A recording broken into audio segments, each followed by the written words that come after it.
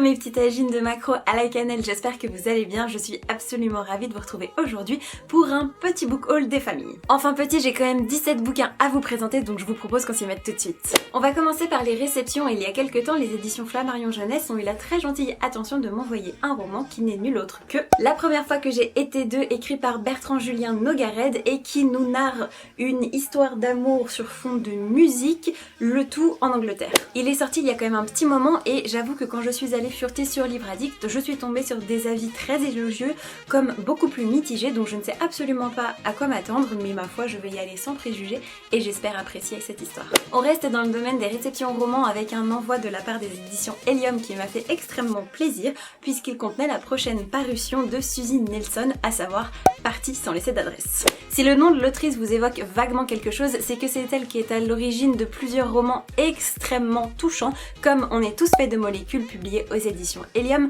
mais aussi Les optimistes meurent en premier, dont je vous avais parlé dans une vidéo rentrée littéraire du net il y a au moins un an, et je vous prie de ne pas aller la regarder puisque ça fait partie de mes premières vidéos et je n'aime pas du tout les revoir.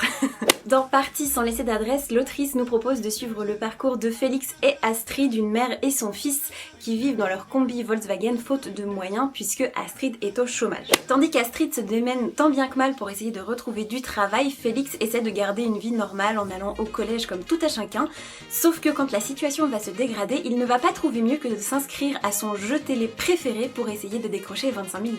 Suzy Nelson s'est mariée dans sa plume avec maestria, émotion et humour et j'ai vraiment hâte de découvrir ce qu'elle peut faire de cette histoire. Autre nouveauté jeunesse à paraître aux éditions Helium, il s'agit du roman How to Stop Time écrit par Matt Haig et qui raconte l'histoire de Tom, un homme atteint d'anagésie, c'est-à-dire un trouble qui provoque chez lui un vieillissement beaucoup plus lent que la moyenne et malheureusement dans sa société c'est quand même extrêmement rare et plutôt mal vu, à tel point qu'il est obligé de cacher du mieux qu'il peut cette maladie ou en tout cas cette différence parce que si jamais il est découvert il pourrait bien finir en sujet d'étude et c'est quand même la dernière chose qui fait envie. Comme si ça ne suffisait pas de devoir se cacher, Camille, sa petite fille, est atteinte du même mal que lui et il va se voir contraint de l'abandonner pour la protéger et quelques années plus tard il ne va avoir de cesse de vouloir la retrouver à tout prix. Et je crois qu'il va aussi y avoir une histoire d'amour au milieu de tout ça, donc vraiment ça a l'air hyper haletant, très intriguant, un bon thriller jeunesse et j'ai hâte de pouvoir vous en donner des nouvelles. Pour les 3 prochains titres, j'aimerais que vous mettiez vos rétines sur pause pour vous concentrer exclusivement sur le contenu parce que je vais vous présenter 3 essais qui ont l'air absolument passionnants mais qui malheureusement ont des couvertures un petit peu horribles. Vous êtes prêts? Alors, verdict?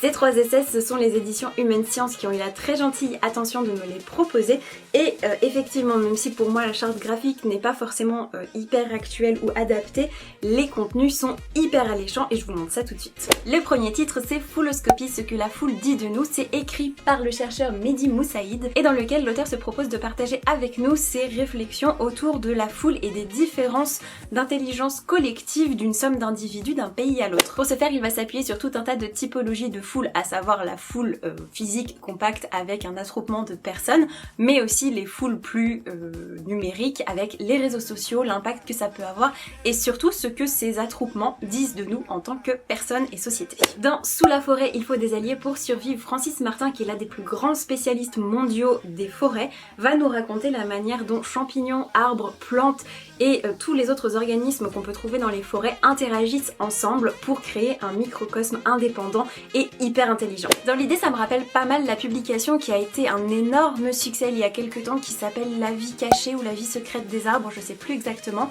Malheureusement, comme je ne l'ai pas lu, je pourrais difficilement vous faire une comparaison, mais si jamais il est passé entre vos mains, n'hésitez pas à me dire si vraiment le sujet correspond ou pas. On termine cette présentation des 3 essais avec le titre qui me fait sans doute le plus envie ou en tout cas qui m'intrigue vachement. Il s'agit de Quand est-ce qu'on biaise, écrit par Thomas C. Durand, qui est le créateur de la chaîne YouTube La Tronche en biais et qui est un vulgarisateur scientifique autour de la manière dont notre cerveau peut nous jouer des tours et la manière dont on peut manipuler le cerveau et donc par extension les individus. Outre le sujet qui m'appelle vraiment à grand cri, ce qui m'intéresse dans cette publication c'est sa forme puisque l'auteur a imaginé un dialogue entre une entité qui est censée représenter notre cerveau et un homme et ça a l'air très drôle et hyper hyper instructif, donc j'ai hâte de m'y mettre. D'ailleurs, puisqu'on est là, j'en profite pour vous poser la question, est-ce que vous lisez beaucoup d'essais, vous, de votre côté? Surtout, qu'est-ce que vous lisez et quels sont les titres qui vous ont le plus marqué, intéressé, instruit? Dites-moi tout ça dans les commentaires, ça m'intéresse, ça fait partie de mes résolutions 2019 de m'y mettre plus assidûment. Bon, maintenant que je vous ai mis à contribution pour les essais, je vous propose qu'on balaye ensemble les derniers romans que je me suis achetés ces derniers mois. Et on va commencer par le tout premier roman signé par Cécile Pivot, donc la fille de Bernard Pivot, avec Battement de cœur, publié chez Gallman Levy. Dans cette histoire, on va suivre Anna et Paul, deux personnes que tout semble opposer si ce n'est leur goût pour les histoires sans lendemain, et quand ces deux-là vont se rencontrer, ils vont vivre une histoire d'amour qui va faire bouger toutes les frontières. Ce qui est assez drôle avec ce roman, c'est que c'est absolument pas la promesse d'une histoire d'amour assez classique comme on en a vu partout, c'est plutôt que quand j'ai lu la 4e de couverture, mais j'ai cru que l'autrice s'était inspirée de ma vie, qu'elle avait mis des micros dans mon appart, et quand j'ai lu le résumé à ma mère, elle m'a dit non mais c'est pas vrai, tu as été victime d'espionnage industriel, donc je sais absolument pas si ce sera le cas, mais en tout cas dans la typologie des personnages, c'est clair qu'il y a quelque chose, et du coup j'ai hâte de voir ce qui va leur arriver. Présenté comme ça fait hyper narcissique. Est-ce que ça vous est déjà arrivé comme ça de lire une 4e de couverture et de vous dire mais bon sang, c'est l'histoire de ma vie qui va être écrite? Je vous propose qu'on change radicalement d'ambiance avec le prochain titre, puisqu'on va aller se balader du côté de la Californie du Sud, ravagée par une sécheresse monstrueuse. Et je vous ai pas attendu pour me mettre dans l'ambiance parce qu'une fois n'est pas coutume, je suis en train de griller doucement mais sûrement sous mes spots. Le roman en question... Quels sont Au secours! Le roman en caleçon. J'imagine le roman dans un petit slip en papier, c'est terrible, j'ai vraiment chaud. Le roman en question, il s'agit de Dry, la dernière publication signée par Neil Shusterman et son fils Jarod, qui va raconter l'histoire de Alyssa et Kelton, deux adolescents qui sont voisins mais qui ne s'entendent pas forcément extrêmement bien, mais qui vont soudain être rapprochés quand...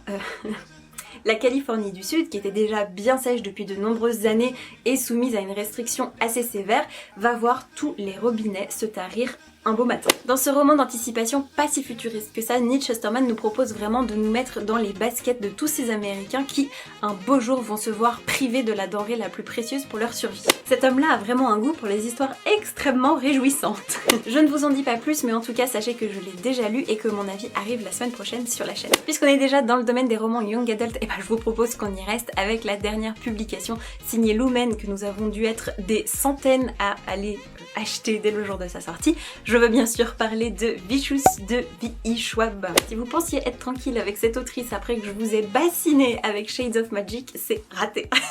Dans le premier tome de cette duologie, on va suivre Ellie et Victor, deux amis inséparables à l'université, malgré leurs grandes différences de caractère, puisque l'un est hyper solaire et l'autre très ténébreux.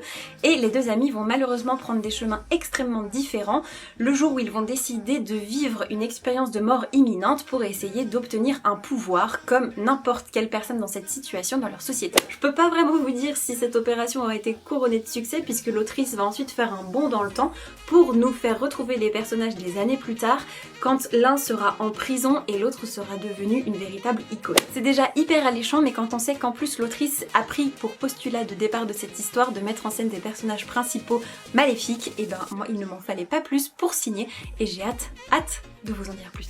Avant de passer aux lectures graphiques, il me reste un roman à vous présenter, et il s'agit d'une lecture VO contemporaine qui me faisait vraiment envie depuis quelques temps, en la personne de What If It's Us, écrit par Becky Albertalli et Adam Silvera. Pour celui-ci, me demandez pas trop de vous faire un résumé complet parce que j'ai pas lu la 4e, mais ce que je sais, c'est que le postulat de départ, ça va être la rencontre entre deux personnages, Arthur et Ben, deux étudiants qui vont se croiser à New York pendant l'été, et je crois que c'est une histoire d'amour, mais j'en sais pas plus. Par contre, il a extrêmement bonne presse, et ce qui m'a donné envie de lui donner sa chance, c'est la super critique qu'on avait fait Salomé sur sa chaîne. Je vous mettrai le lien en barre d'infos si ça vous intéresse.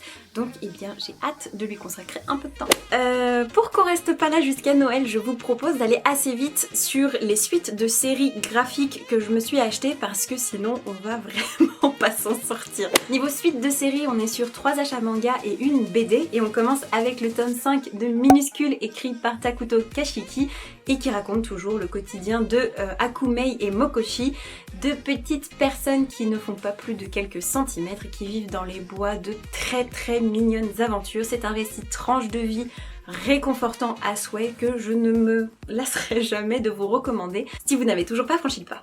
Je me suis également ruée sur le 5e tome des aventures de Isabella Bird, écrit par Taiga Sasa, qui est une série dans laquelle on suit les aventures d'Isabella Bird, une exploratrice qui a réellement existé et qui est partie dans le Japon du 19e siècle pour découvrir les tribus les plus reculées. Et je me suis vraiment régalée à chaque tome, et là je pense que ça ne fera pas exception à la règle puisque vous avez une fresque historique hyper bien documentée, passionnante et avec des personnages attachants, fouillés. Et ce qui est vraiment très bien, c'est que l'autrice arrive à se renouveler d'un tome sur l'autre avec l'émergence de nouvelles intrigues, avec de nouveaux personnages, de nouvelles figures et de nouveaux peuples. Je trouve ça remarquable, ça ne s'essouffle absolument pas et je vous conseille vraiment fortement cette série. Le dernier manga que je me suis acheté au mois de janvier, il s'agit du 3e tome de Au Grand Air, écrit par Afro et publié aux éditions Nobinobi. J'adore cette série et je me retiens de ne pas bouffer les épisodes de l'anime qui sont dispo sur Crunchyroll parce que je veux lire tous les tomes dispo avant de m'y mettre. Et juste pour vous la faire court, on va suivre des lycéennes qui vont aller faire du camping en plein hiver dans des spots magnifiques et c'est à peu près tout. Il va se passer juste des histoires de bouffe, elles vont se balader dans le sauna, on va les voir se balader en scooter, évoluer, nous donner des conseils et juste profiter du paysage, du fait d'être ensemble.